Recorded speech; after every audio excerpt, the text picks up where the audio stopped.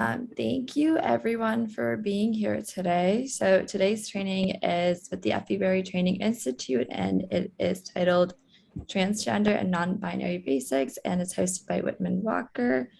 I am Sana Lalani. I'm an education and capacity building intern at Health HIV. And before we begin our training really quick today, I will just be running through introducing Health HIV. Next slide, please. Thank you. So the program is funded wholly or in part by Government of District of Columbia, DC Health, HIV/AIDS, Hepatitis, STD, and TB Administration, HASTA. Next slide. There are multiple programs in HASTA, so I'll just be going through them. So the DC Engage program is one of them, and here are the program objectives. I'm just going to read through some of them. So it's to expand the Washington, D.C. public health force capacity to successfully implement harm reduction and opioid reduction models, to increase community partners, to increase access to culturally and linguistically appropriate services, to increase the availability and utilization of tailored capacity building, and to build infrastructure, system, and model integration and sustainability. Next slide, please. So DC Engage is there to strengthen the capacity of aspiring or established community-based organizations and peer-led coalitions to integrate culturally and linguistically appropriate evidence-based and practice models to prevent opioid overdoses, enhance access to prevention and treatment, and to reduce deaths associated with opioid use.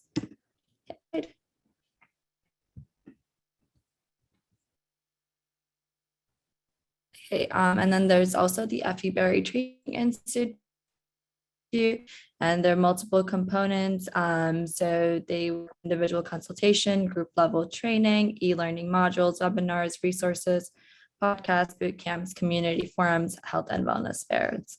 Next slide, please.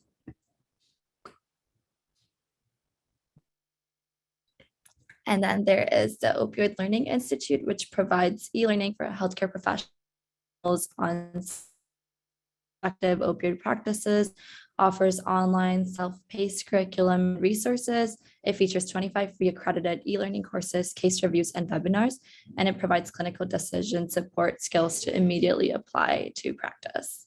Next slide.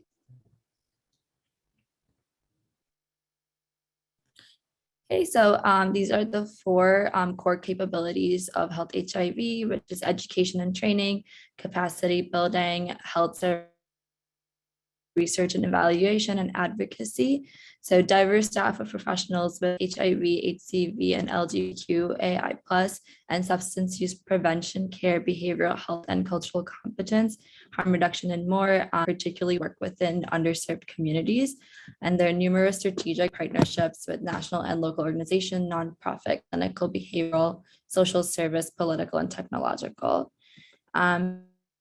Just a really quick rundown on Health HIV. I will be passing the Whitman-Walker. Just so a little quick rundown. You guys can questions in the chat, and we'll have time at the end for the questions as well. So thank you all for being here. Great. Hi, good morning, everybody. It's so wonderful to be with the group. It looks like we have 52 people total today. My name is Amy Nelson. I am the Director of Legal Services at Whitman-Walker Health. I use she, her pronouns, and I'm joined by three of my colleagues. I'm going to ask them to introduce themselves. Hi, folks. I am Elizabeth Pianolini. I use they, them pronouns, and I am one of the staff attorneys at Whitman-Walker, and I manage our name and gender change program. Everyone, my name is Jess Davis Ritchie. I use they, them pronouns, staff attorney at Whitman-Walker, and I'm one of the mentoring attorneys for our name and gender change practice. Hi, I'm Isaiah Levinson. I use they, them pronouns. I am a paralegal with the Legal Services Department at Whitman-Walker, and I do a lot of work with the name and gender change practice as well. Great. Well, we're so happy again to be with everyone. Thanks to Sana for making this happen and to Henry for having us today. So we'll go ahead and jump right in. We do welcome questions as we go. Feel free to put them in the chat and we will address them. We'll also have time for Q&A at the end. That is certainly our intention. So today we're going to talk about understanding trans and non-binary folks. We're going to go over some basics about what the heck LGBTQIA plus even stands for. And we're going to talk about some basics related to gender transition and what we're talking about and who we're talking about when we talk about trans and non-binary clients. And then we're going to turn to what it means to work with trans and non-binary folks, what cisgender privilege is, what anti-trans discrimination looks like, how it impacts our shared clients, how to be respectful, and hopefully have a great conversation today. So Liz, if you want to, next slide. So before we jump in, I just want to share some questions for reflection that we're going to jump into, that we will discuss in greater detail at the end. But I want you to just keep these things in the back of your head as we go through some of the basics. So I want you to think about how your own gender presentation, your own gender expression relates to your life experiences, like how you decided to get dressed this morning, how you decided to show up on the Zoom call today. And secondly, when you meet someone new, what assumptions do you draw, or conclusions do you come to immediately based on their gender presentation, their haircut, you know, their appearance, and how does that influence how you interact with that person? And then lastly, all of us are members of groups that experience discrimination on the basis of a variety of things. And I encourage you to think about how you face discrimination in your life and how that may be similar or different from discrimination faced by transgender folks. And then also think about the discrimination that you're familiar with and how it may have been exacerbated or made worse if you had also been trans or gender expansive or non-binary. So again, just things to keep in the back of your head. So we'll go ahead and jump in to part one, and I'm going to turn it over to Liz. Hey folks, so starting off with that whole acronym of a mouthful, most folks are familiar with a lot of these terms and words: lesbian, gay, bi or pan, trans, non-binary. But then we get into a little bit of an expanded alphabet to really try and be as encompassing as we can. And an initial starting point is that it's important to remember that it's not just a queer community, they're queer communities. And so this also includes folks who are questioning and are thinking about through what their identity actually is. It includes folks who have various intersex conditions. And it also encompasses folks who are asexual or agender. And what that means is that they don't particularly feel like they have any gender or a sex. They don't identify with being a man or a woman. And then a similar and asexual is that a person does not actually feel sexual attraction to other folks. And that also implicates a somewhat similar term, aromantic. And that is a person that doesn't tend to feel any romantic attraction towards other individuals. But asexual and aromantic, those two things are not mutually exclusive. But the broader terminology that we need to start with, though, to get a really good foundation of what all of these things are, we start off with a person's sex or gender assigned at birth. And that is typically what's going to be on a person's birth certificate. It's the male or female gender designation that a doctor looks at you and decides that this is what gender you are based on your biology and external sex characteristics. Gender identity, however, is just that. It's an identity. It's your internal sense of who you are, and identity is something that is always going to evolve throughout a person's life. I have identified a variety of ways as I've kind of gone through that whole questioning phase and started to really understand and realize who I am. And identity is a fluid thing, even for cis folks, people who are not trans or queer. Identity is just overall something that is always going to change based on how you feel about yourself as you go through life. And your gender expression or presentation is an extension of that, because that's really going to be how you are communicating your sense of self. And as these examples on the screen, your clothing, hairstyles, mannerisms, or any other interactions, those are the sort of characteristics that tend to communicate who we are outwardly, externally. And there are also things that people can change and do change as they go through life. Gender role is kind of a similar thing, and that lends into the overall expectations that are placed upon a person and assumptions because of their gender. And so that's going to involve those old negative stereotypes about how like men are supposed to be the people who go out and work 9 to 5 and are breadwinners, and women stay at home and raise children. Those are gender roles, and those do tend to be more hurtful and stereotypical. And so it's important not to try and assume or judge anybody's gender or identity based solely on roles that they may be performing.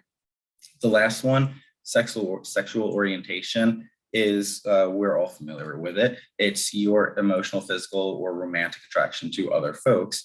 And a way that can help you distinguish between the idea of a sexual orientation and gender identity, on the other hand, is that sexual orientation is the kind of person whom you want to go to bed with. Gender identity is the person whom you go to bed as.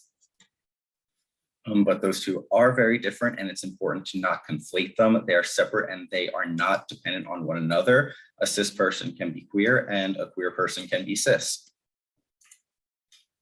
But when you take all of these different characteristics and ideas and you line them up in different gender sexuality models, this is what folks generally look at as the traditional quote unquote model, that you are assigned sex, or that you are assigned male at birth. Your birth certificate says male. You feel like a man, you present yourself and dress in a masculine presentation, and you are attracted towards women. And then vice versa, your birth certificate says female, you feel like a woman, you present yourself as in a feminine way, and you're attracted towards men. But we know that those are not just the only models.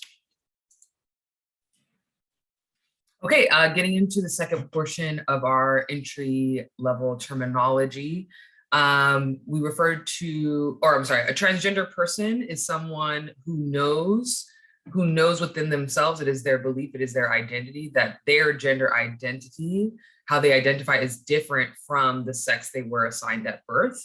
A non-binary person is a person who is not exclusively, who does not identify exclusively as male or female.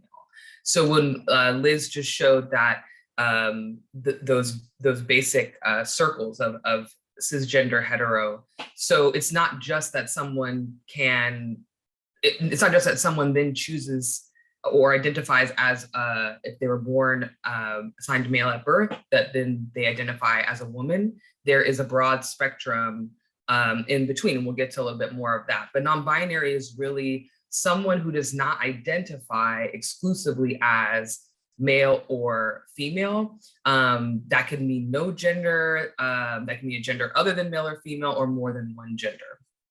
A cisgender person, when we say cisgender, is someone who knows that their gender identity, how they identify, aligns with, is the same as what a doctor decided and put on their birth certificate when they were born. Intersex, or when we talk about intersex, it's more about conditions related to the development of genital function and secondary sex characteristics. This is more commonly thought of as a medical condition, and not inherently, people don't necessarily inherently identify as intersex, but has to do with the development of their genital functions and secondary characteristics. But because it is not that cisgender model, it is included as a part of the group as well. When we talk about gender transition, so I think a lot of folks think gender transition has one particular meaning, and I think a lot of people think about some kind of surgery, but gender transition is actually social. It can be medical, it can be legal. It's the processes through which a person changes their gender expression and or physical characteristics. Not everyone changes their physical characteristics, not everyone changes their name. For each person, a gender transition means something different, and that has to do with how you identify and how you're trying to align your outer appearance with how you feel inside. And that could be asking someone to call you by a different name, or asking someone to call you by different pronouns, or growing your hair long, or cutting your hair short, or wearing tighter clothes or wearing looser clothes. There's so many ways that someone can have a gender transition. And not just trans people. I think a lot of people make those decisions socially, and not realizing that that is also an aspect of gender transition. We can go to the next slide. And so what I was touching base on a little bit before is this idea, and so this is the theory, the clean cut idea of what identity spectrum is, right? That on one end of the spectrum of sex, you're gonna have male, and on the other end of the spectrum, you're gonna have female. And what would be sort of in the middle of this line is intersex, right? Where you don't have defined sex characteristics, external sex characteristics that align with either or. And so you create this spectrum between male and female. So when you think about gender identity, that spectrum is between man and woman. And then in between, we have gender expansive, non-binary, genderqueer, this sort of space in between. The other end is, the next spectrum is gender expression. And as we talked about, this has more to do with our stereotypes. So is your expression of your gender masculine? You don't have to be a man to express your gender masculinely. You don't have to be born a man or a trans man or identify as a man to have masculine gender expression. Same thing with feminine gender expression, right? We put these things on opposite ends, but it's about what we assign, what we believe men or masculine it means, and what we believe that feminine means in our society. And so in the middle of that spectrum is androgyny, right? Which is not expressing yourself in a masculine or feminine way, right? But having a gender expression that is one where we sort of neutral in what we believe masculine and feminine expression is. And then so the final spectrum theory that we have here is sexual orientation. And so this just talks about who you partner with, right? And we want to highlight that sexual orientation and gender identity are very different things. And so your gender identity has to do with yourself and the gender that you identify with, and sexual orientation has to do with who you want to partner with. And so that can be, you only want to partner with women, or you only want to partner with men, or somewhere in the middle that is bisexual, where you want to partner with both men and women, pansexual, which means you want to partner with someone with any identity, not necessarily a cis man or a cis woman. That could be non-binary, that could be trans, that could be androgynous, that could be any of these. And then finally asexual, which Liz mentioned earlier, meaning that you don't want to partner with people. You don't want to have sexual partners, you don't identify in that way. And so the next slide, this is identity spectrum in practice. So we showed you that neat line of what everything, what all could happen. But in practice, each individual person has their own identity. Each individual person's gender expression, gender identity, their sexual orientation aligns with who they are as an individual person. So that line can be a squiggle, and as you see, how all the lines and words are jumbled here, it's not clear cut. It's not one answer for everyone or every community, and it really each individual person has their own definition and practice of their identity. Right. So when it comes to pronouns, don't be afraid to ask somebody's pronouns. It's always a great idea to clarify and make sure that you're using someone's correct pronouns. And then don't be afraid of the singular they, them pronouns. If you're not used to using them, I recommend practicing using they, them pronouns in your day-to-day life so that you can get more used to them and saying them and just using them for people. Yeah, and pronouns aren't a preference. People don't really have preferred pronouns. They just have pronouns. So whatever pronouns they use are their pronouns. Yeah, and then always introduce yourself using your name and your pronouns next to your name, and ask other people their pronouns. So for example, when you're introducing yourself, you can say, hi, this is my name and I use these pronouns. For example, when we introduced ourselves, I introduced myself by saying, hi, my name is Isaiah and I use they, them pronouns. People will use all different pronouns such as he, him pronouns, she, her, hers pronouns, they, them, theirs pronouns, other pronouns such as sie and zir pronouns, and some people don't use pronouns at all. For people who don't use pronouns, you would use their name in place of their pronouns. And some people will use multiple sets of pronouns. So it's always a great idea to ask and see which is best for them. In general, they, them pronouns are a great starting place to refer to people whose pronouns that you don't know. So it's better to use they, them pronouns rather than assume someone's pronouns until you've been able to ask and know what pronouns work for them. Yeah, so as we just discussed, pronouns will very much vary by person, and it's always a great idea to just ask what pronouns someone uses. So some non-binary people will use singular they, them pronouns. The way that these work are as follows. You would say, they are a non-binary person. They use they, them pronouns. These are their pronouns. And then just as with pronouns, when it comes to honorifics, which are things like ma'am, sir, Mr., Mrs., Miss, these vary just as much as pronouns do. So some non-binary people will use mix instead of Mr. or Miss, and it's pronounced like mix. But it's always just a great idea to ask and see what people are most comfortable with. Yeah, and then you may hear a whole bunch of different terminology that you're not familiar with when interacting with trans and non-binary people. So if a trans person uses a term that you're not super familiar with, it's always great to just ask politely if they can explain it to you.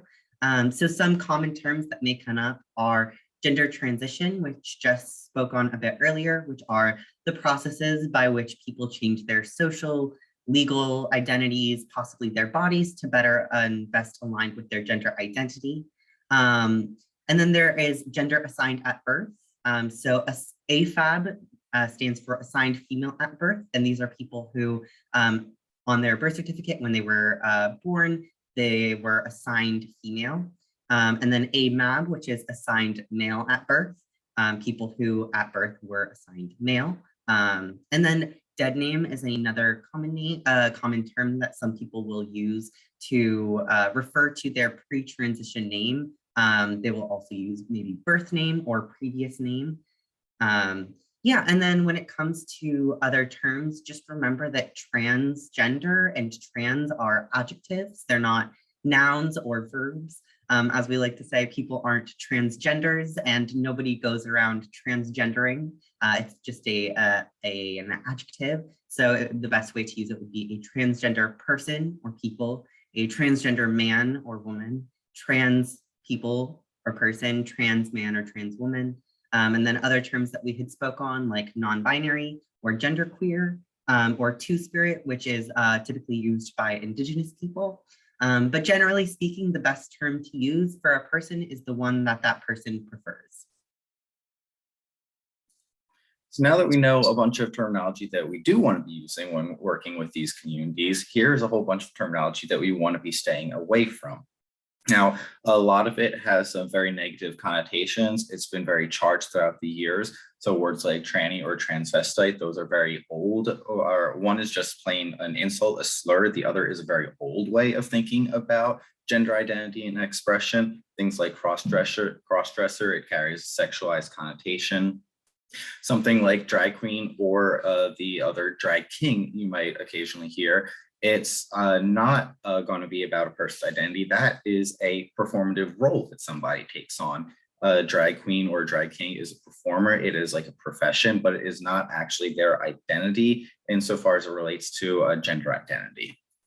Things related to surgery and sex changes, that is absolutely not something to be really talking about. And it perpetuates that stereotype that there is a singular surgery that is needed for folks when that's not really true at all. A person is valid, like their identity is valid regardless of whether or not they pursue any sort of medical interventions.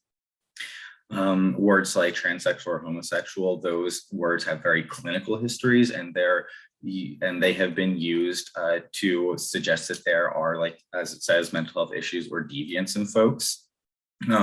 Lifestyle or sexual preferences, those really get at the implication that this or a person's identity is a choice as opposed to what it is, an identity. It's not like being gay is not a lifestyle. That's just who somebody is. That's a part of their identity. And it's not just something they can choose to turn off and turn back on. Similarly, real name and real gender, again, implies that being trans or is a choice. That it also implies that a person is being deceitful by using a name different from their legal name or their name given at birth. I prefer using the word the chosen name, because even if my name isn't legally what I say my name is, that's still my name. I still want people to call me by that name. And as a matter of respect, you still need to be listening to that other person, even if it's not their legal name. And in the similar vein, using a client's birth name, as Isaiah just mentioned, often referred to as a dead name, that is just a very quick way to invalidate the person that you're talking to. And it's a very clear way of saying, I understand that you're saying this is your name, but I don't agree with that. And I'm going to go with what I think your name should be. And that is a decision that is ultimately that person's. It's a deeply personal thing that other folks should not and don't get to second guess.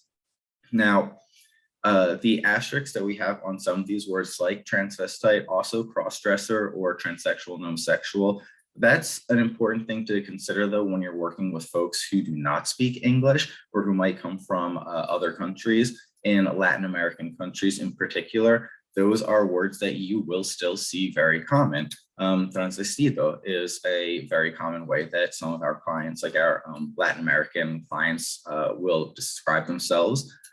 Same thing with transsexual. It's actually a very interesting thing because there is, for some folks, a difference between transsexual and that medical implication and medical transitions, as opposed to just transgender, gender being more of that social identity and your gender identity. So different cultures do actually have the connotation or different distinctions between those terms. But another large part of how those words factor into other languages is that English is a bit of a hot mess when it comes to being a language. We have a lot of words, we come up with a lot of words, and we make up things all the time. But other languages don't always have that same flexibility. And so we just have to work with what we have, and we also have to meet clients where they're at. And if they say that this is how they identify, then even if that word might make you uncomfortable, that's still that person's identifier, and it needs to be respected and considered. Now, when it comes to the overall idea of what makes up a gender transition, as Jess said, there are a whole lot of different aspects to it. You have your personal discovery and exploration, and that's how you come to understand who you are as a person. But remember that a personal discovery and exploration, it's not just about being transgender. It's something that all of you have gone through as you go through life, thinking about who you are. And it's the same thing with social transitioning for trans folks. It usually involves things like coming out to friends, family, or coworkers, changing the way that you present yourself and your overall gender expression, changing the name that you want to use or the pronouns. It's not uncommon for folks to go through several names. I've actually changed my own name twice, and I've gone through a couple of sets of pronouns. And it's an evolution that you really feel your way through until you find something that is comfortable. And again, think about yourselves and your own histories. How you dressed when you were in high school is not the same way that you dress now as an adult. The things that you liked when you were younger might not be the same things that you like now. And those are all, it's a similar idea that identities evolve and change over time. And what a person says they are today doesn't necessarily have to mean that that is who that person is going to be tomorrow. For medical transitioning, this goes back to the idea of whether or not there's one surgery, like the big one, that makes a person queer or trans. That's just not true. Most folks do tend to take a hormone replacement therapy for like masculinizing or feminizing hormones. There are a lot of different surgeries that people pursue, but What people think of as the surgery is we refer to it as bottom surgery or top surgery. And in more medical terms, bottom surgery is either a vaginoplasty or a phalloplasty. Top surgery would either be a bilateral mastectomy or breast augmentation, but that's not it. There are a whole variety of medical interventions that people might choose. Others could include like pool sculpting or liposuction to change the overall like fat distribution, facial feminization surgery to change the bone structure slightly of your face to give it a more feminine appearance. There is a trach shave, which is removing the Adam's apple or smoothing it down to get a more feminine neck appearance. And so there are a whole lot of different things that people can choose. And medical advancements in this area are really amazing. And it's incredible what we've been able to do over the past few decades. Legal transition is the next big one. And that is the different steps that you take to really make your identity your own. It involves going to your local court and petitioning for a change of name. It involves updating the gender marker and name on all of your identity documents.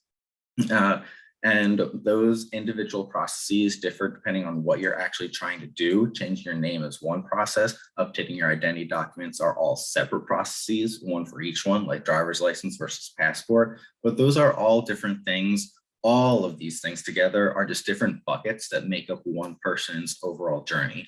And my gender transition is not going to be the same thing as somebody else's transition. It's highly unique. But at the end of the day, as it says at the bottom, remember that trans folks are entitled to the same kind of dignity and respect regardless of any of the steps they have or haven't taken. And people who don't legally or medically transition are just as valid as people who do medically or legally transition. Okay, and so as Liz talked about, sort of the legal process for transitioning, that actually doesn't mean that there then becomes a legal gender. So just want to touch on the point that there is no such thing as a legal gender. People have gender markers on all sorts of records and accounts and documentations. That could be a school record, social security, your doctor's office, passport, ID card, and the process and standards for standards of proof for changing the gender marker on, as Liz mentioned, on each ID is different. Every record has a different process, and that's in federal agencies, that's locally, that's in different states. Some jurisdictions, some states, some agencies within allow only male and female gender markers, so F and M. But some states like DC offer an X marker as a third option. And now the US Passport Agency has also allowed X gender marker, and they allow self-attestation, while some other updates require a letter from a provider stating that you have received necessary treatment for gender transition. So there are different standards for every gender marker that's on any record out there. There is not some uniform proof that happens. So there is, that's why I get back to, there is no legal gender. So it's very common for trans, non-binary, and intersex folks to have inconsistent gender markers on their different documentation, ID documents, records, agency records, vital records, all of that. So because of this, it's inaccurate. It's not correct to conclude that just because someone's ID or birth certificate, or just because someone has one document that has a certain gender marker, that doesn't demonstrate the person's legal gender. So someone may have a birth certificate, a driver's license, school ID, and they might all have different gender markers on them. So that's why we go back to starting where the person is at and asking them and letting them tell you, because just because one record has a certain gender marker doesn't mean that's official, doesn't mean that's final, and it's certainly not of their legal gender. So just to go through review a lot of what we discussed, and we will have time for additional questions, but just some major takeaways. A person's identity as a man, a woman, a non-binary person, or any gender is independent of their sex assigned at birth. It's independent of their sexual orientation, who they want to go to bed with, and it's independent of how they actually present themselves. People are on their own journeys, and their own levels of safety to be able to make those choices. And certainly it's independent of identity documents, right? Changing your identity documentation is very costly. It takes a lot of time. You have to go through the court. So a lot of folks do not have updated identity documents because of those barriers. So these outer things are not indicative of someone's identity. Let that person tell you what their identity is. Again, the preferred terminology for transgender individuals is a transgender person or a trans person, transgender man, trans woman, transgender woman, and a non-binary person. As Isaiah mentioned, these are adjectives that we want to use. But some folks may use different terminology. And, like Liz mentioned, some folks might want to be called some of those terms that are harmful to other people. So if someone says, hey, I want you to call me this term, and you feel uncomfortable, you should call them what they ask you to call them, but don't then assume that every other person that you meet that you think is like this person also wants to be called that. So just keep that in mind. And really, like Isaiah mentioned earlier, starting with just asking the person and going with whatever they say is always going to be a safe bet. It's always just best to ask, to not have to guess or assume or have the knowledge within yourself, because it's really that person's identity. So just asking that person is always the best way to start. Another point that we've discussed, that gender transition is not one route. It consists of many different steps for different people based on the amount of money they have, the amount of access they have, the safety that they have in their communities or their homes. So a trans person's identity is valid regardless of what steps they've taken or plan to take in their gender transition in the future. Someone tells you, I'm a trans man, they're a trans man. Someone tells you they're queer and non-binary, they're queer and non-binary. And if you meet that person again and they say, last time I met you, I was queer and non-binary, and now I'm a trans woman, now they're a trans woman. So you always start with someone's identity. We can't ever say that we know another person's identity more than someone else does, right? So always use, and that's the final point, always use the name and pronouns that a trans person, any person, asks you to use. Okay, so part 2 of this, we're gonna talk about, we're gonna start with some self-reflection as we think about working with transgender clients. So folks you'll meet in your day-to-day work. And we can go to the next slide. So what are some ways, and we can take a second to think about this, what are some ways in which being cisgender, so the sex you were assigned at birth, your personal gender identity aligns with the sex that you were assigned at birth, being cisgender. Let's think about some ways in which being cisgender confers privilege, right? And we can, I think we have to click through to get the options here. Yeah, perfect, thank you, Liz. And so here are some examples here. If you're thinking about what does that mean, cisgender privilege, think about when you go to a baseball game, you go to Nat Stadium, you go to FedEx Field, you go to a football game, which bathroom do you walk into? Do you have to think about it?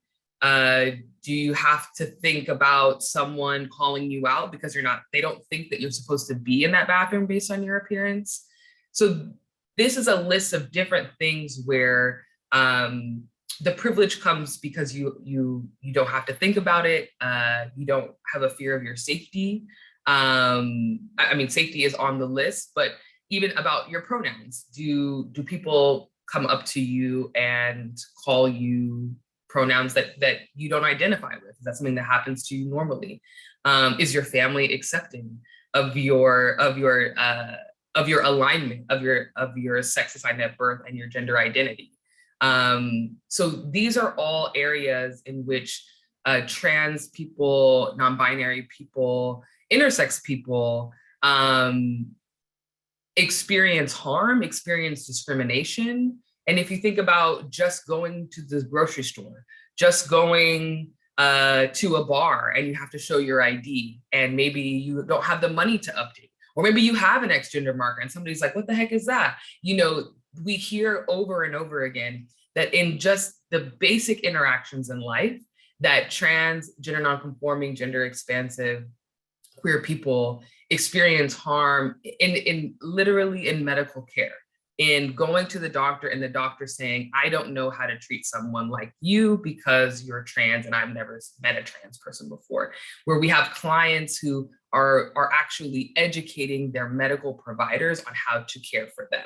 And that's something as a cis person that you really never have to think about, right? You never have a doctor tell you, I can't help you, sorry, because of who you are.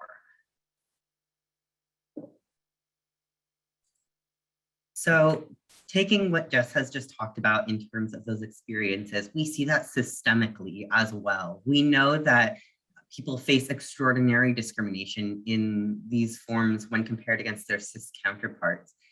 So in this great 2015 survey of over 27,000 trans people, we saw this across the board. Trans people face extreme rates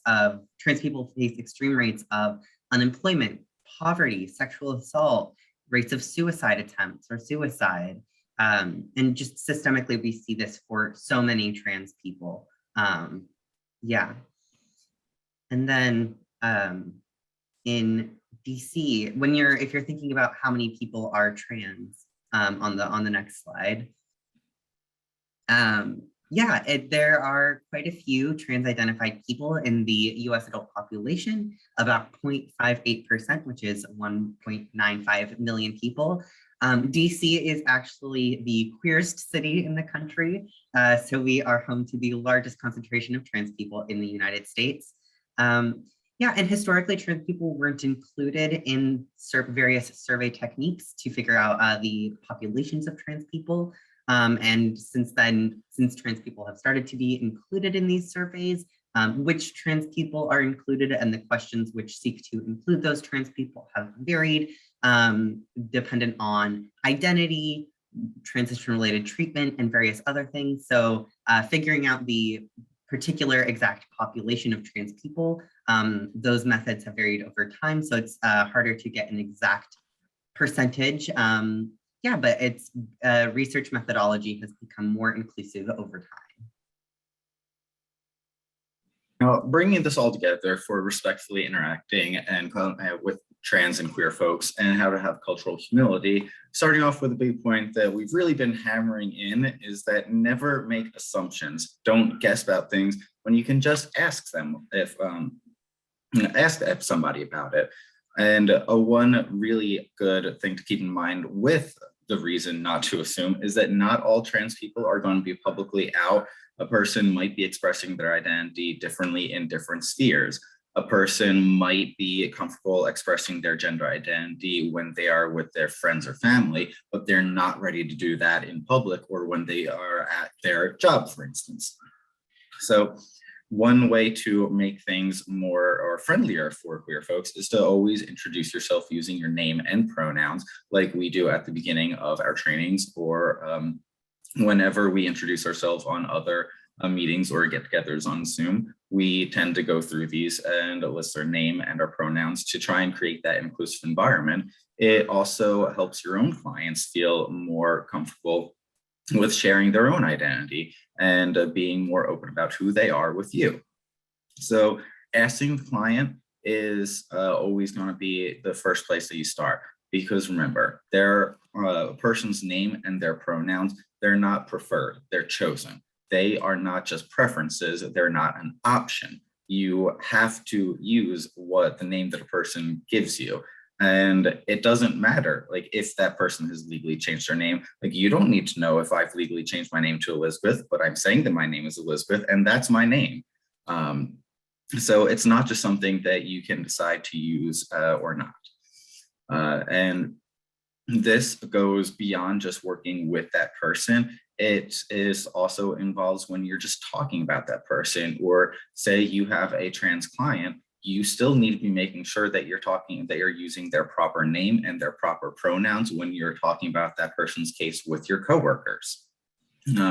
Now, there are going to, of course, be instances where you need to know the distinction between a person's legal and chosen name if it is different, but those are limited and they tend to be more in the legal realm of things when filling out forms.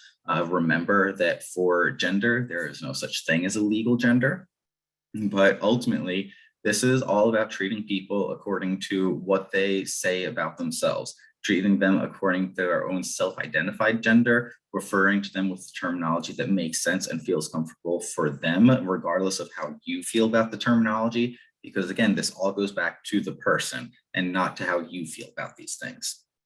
And at the end of the day, one of the biggest things to remember is that you should not out a trans person or a queer person or otherwise disclose this personal information about somebody without their permission. It is a gross invasion of somebody's privacy, and it tends to create other issues for a person. Outing somebody can very quickly expose them to discrimination or harassment or other adverse consequences, like an employer finding out that that one of their employees is trans and then firing them because of that, or otherwise making their life more difficult at work. You don't know what these consequences might be, so it's always important to err on the side of caution. And with the idea of a gross invasion of privacy, in a similar vein, you really should not be asking to see pre-transition photos or names for a person. Don't ask about their genitals or medical transition unless it's actually relevant or necessary. I mean, you wouldn't go up on and grab a random person on the street and say, hey, what are your genitals? You wouldn't ask that of a trans person either. It's not relevant. You need to control your personal curiosity when it comes to these things. And if there are going to be times where the information is needed, it's important to actually preface it with an explanation. And a very one example that immediately comes to mind for at least my work in immigration is that for asylum seekers, they need to apply for asylum within 1 year of entering the United States. If not, they need to show changed circumstances. And one way of showing those changed circumstances is through a person's gender transition. So then it does become an important question to say, okay, did you start taking hormones? When did this happen? Did you have surgery? When did this happen? Did you change your name? When did this happen? But that is for a specific legal purpose that you should already be talking to your client about. Now, we have referenced a couple of times about preferences, choices, and real names or genders. This all goes back to the core idea of not implying that the person is being deceptive, that don't imply that they are lying about who they are, that they're otherwise trying to pretend to be something for some kind of improper purpose. You don't want to ask for a person's real name or gender. You shouldn't think of a cisgender person as being real. And you don't want to think about things as, oh, are you biologically a man or a woman? That's just not how you need to approach things. Don't make these implications for folks. And ultimately, just to really reinforce, you never want to disclose that a person is trans without their express permission. Oh, sorry. And now we will get to part 3, conclusions and questions for reflection. But I think we have one in the chat that we can get to. Yeah, great. So thanks, everybody, and thanks for your questions. I want to address one of the questions that came up in the chat from Emma Smith, talking about the fact that when you have patients who have third-party insurance, you need to know what their legal name is or what name is on their insurance, right? So we at Whitman-Walker help a lot of people change their names. And part of that process is saying to them, hey, make sure you alert your insurance company that you've changed your name so that your records can be up to date. But that takes time, right? Reaching out to an insurance company requires some patience on the phone, could require sending them some documentation. And so getting the paperwork to line up can be tricky. And as you said, Emma, sometimes people, simply they haven't changed their name. So their insurance remains in their legal name. And so what we do at Whitman-Walker is we ask people when they come in, for care at the beginning, what is your legal name and what is your preferred name? And then in our medical record, what we do is we put someone's legal name in regular sentence case, if you will. So the first letter is capitalized and the rest is lowercase. And then we put their preferred name in all caps. This has been a workaround for our system because we don't have a lot of electronic medical records don't have a great option for adding a preferred name at this point. So we put the preferred name in all caps. And so when staff pull up the record and they interact with them, they know immediately, oh, I need to call this person Amy, but I can see here in the text that the person's name might be, Andrew, something like that, for billing purposes. So I hope that answers your question. And I want to welcome other questions from folks, whether or not, you're welcome to ask them out loud or in the chat. And then I'll just quickly address the questions for reflection, which is, you see in front of you, it's just an expansion of what we talked about earlier. And in the interest of time, I'm not going to go through that slide, but at this point, I'd love to hear from others in the audience who have feedback or questions. Liz, why don't you stop sharing your screen so we can, And if you do have questions in the future after the presentation, definitely please feel free to reach out to us. Here's some of the contact information for myself and for Amy, and we are always happy to talk about these things and share what we know and how to make things best for our queer communities. Can you put that back up for a second so I can screenshot it, please, that information? Good thing. Sorry about that. So this is a lovely question. Thank you, Janelle, for asking this. Sometimes we talk about this in the training. I think we did not today, but Janelle asks, what's your advice for someone who is just becoming familiar with non-binary pronouns or who goofs up and uses the wrong pronoun? So we do this ourselves all the time. It's not, humans make mistakes, right? And our guidance is to correct yourself and move on. Right? There's no need for a lengthy apology. There's no need to turn it into a dramatic scene. There's no need to say, oh my gosh, I'm so sorry. Oh, I'm trying so hard. I just went through this training and shame on me for doing this. Because then you're turning the conversation to be about you and your mistake. And instead, the goal is to provide whatever service or continue that conversation as intended and not to derail it by having a lengthy chat about someone's pronoun. Isaiah and Jess and Liz, if you have anything you want to add to that, please do. I was going to say that I also, I think when I was first adjusting to using non-binary pronouns, and especially when you're in a conversation and there might be multiple people and you just met this person, sometimes if I don't remember what someone said their pronoun was, I will just call them by their name. And so if I don't know if they use miss or mix, or if I couldn't remember what their pronoun was, you can always ask again. But sometimes if that's going to be a brief interaction, I'll just use that person's name to make sure that I'm not using incorrect pronouns. Because also I do think they is a good place to start. But for some folks who have transitioned and want to be called she and want to be called he, being called they is also can be invalidating because their pronouns are she or their pronouns are he. So I think it can be, I think main point that Amy said is if you mess something up, say, oh, sorry, say the correct pronoun, move on, keep your conversation going. But also, I also like to use people's names that they tell me they use. And that can also help avoid if you're really struggling with remembering or how to say it. Yeah, and so since we'll be sending out the slides, I'm going to stop sharing my screen now. But to add on, if you find that you are making a mistake or having trouble getting used to using they, them pronouns, because that is very difficult for folks. I will admit that it was difficult for me when I first started, like getting used to the idea of they as a singular pronoun. But the easiest thing to do is just, you find yourself thinking about a person, say 3 things about that person.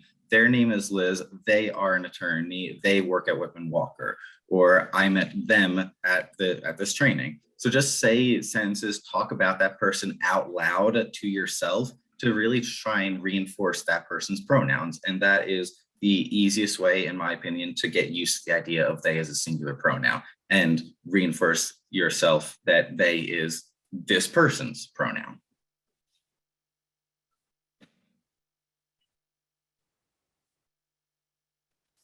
I love it. And I think it's just the idea, no one assumes that everybody comes to the table knowing how to do all of this perfectly. And so I think it is just about committing to do it right, to committing to respecting that person, and getting it right and moving on. So I think practice is such a great idea. But also, maybe that's in your forms. Maybe you don't have an option for pronouns in your forms, or, even with us in our email signatures, we have our pronouns just so that when you email someone for the first time, they don't have to assume, they know. And then that also empowers people to then include their pronouns as well. I think especially as cisgender people, if you know that you expect people may not guess your pronouns, it's really helpful to lead by offering your own so that people don't feel called out. And I will say we've heard this from organizations before, that a lot of times if you're dealing, especially with older clients who are cisgender, and they say, well, why do you want to know my pronoun? Like, I'm obviously this, I'm obviously a man, or I'm obviously a woman. We've heard that from folks, and being able to explain that we want to make our forms and our business inclusive to everyone. And so that's why we ask. If you don't have a preferred name, if you just have a legal name, then you just write your name on the legal name line, and then you can ignore the rest. And so I think really having that available up front makes it easier to have those conversations, and it doesn't single trans and non-binary people out to say, hey, wait, what's your pronoun? Because you don't look like I think you are, so I think having that as a standard practice keeps it from singling people out, and allows everyone to participate in that conversation. So we have two amazing questions, one in the chat, and I know we're running out of time, but we definitely want to end on time. And Henry has a survey link to share to ask for feedback from the attendees. So I'm just going to rush through these. So the question is, how do you have advice for helping parents support their trans or gender expansive kids? There are a number of national groups that can help, like the Trevor Project, like Lambda Legal, like Fenway Health. If one of my colleagues would just type that in the chat. So Fenway Health Institute has great resources for both providers and for community members. The Trevor Project is geared towards helping, it's a suicide prevention group geared towards helping queer young people.